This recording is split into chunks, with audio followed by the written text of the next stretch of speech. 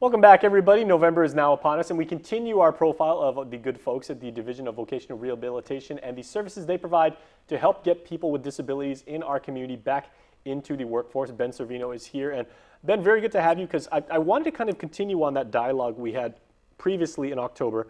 We were talking mainly within the context of getting people with disabilities locally reacclimated into the workforce, primarily for administrative office type jobs and everything like that. But on Guam, there's so many things you can do. And if you're an artisan, a craftsman of some sort, if you've got a specific type of vocation and everything like that, I would assume it would be particularly challenging for people to get back into doing what they do very, very well. That's correct, yes. And a lot of our clients have to look at other options, other career paths, and build upon their soft skills and apply those soft skills to other types of career paths. And as we look at the end of the month of October, we're offering clients with different options. And if you look at Section 501 of the Rehab Act, it allows a lot of the clients to work in the federal government agencies and all types of career paths.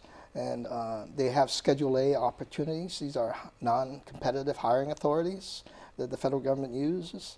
And then in 504, again, those are the programs that receive federal funding. They can't discriminate against people with disabilities.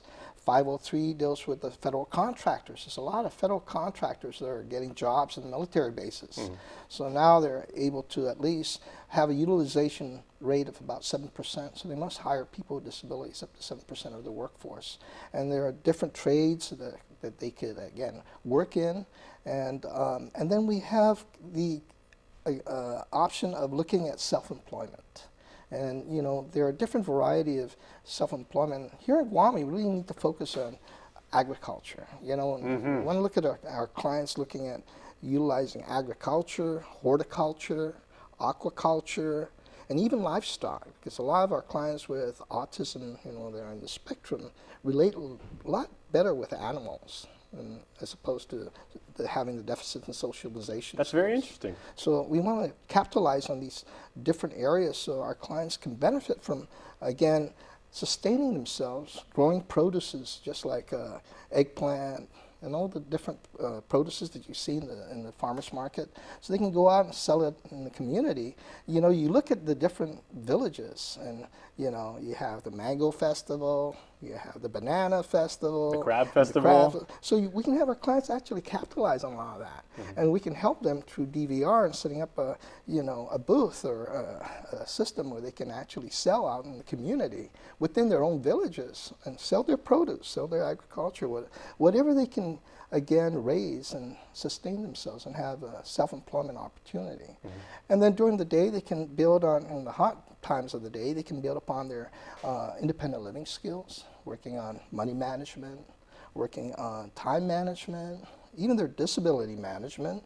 And along with that, they can look at their independent living skills in health and hygiene and using the computer. So in the hotter times of the day, can work indoors and learn how to wash their clothes, iron their clothes, how to cook, all the independent living stuff. And then when it gets a little cooler, they can go out in the field and watch their crops grow. And in that light, they might actually be incredibly more productive than people like working in offices right now. Like I know if I could, like get exercise, work on, balancing my checkbook, That's right. washing clothes and everything like that, I'd get so much more done during the day. Right.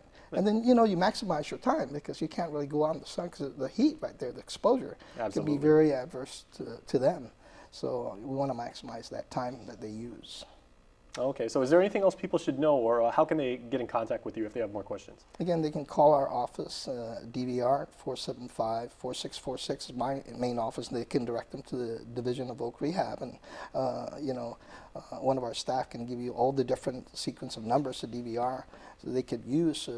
If they call one number and it's busy, then they can call an adjacent number. Thanks so much. Thank you All for right. having us here. As Ben was saying, even though a disability may alter somebody's quality of life, certainly the opportunities do not end, and his people are there to ensure just that. We'll be back after this. Thank you.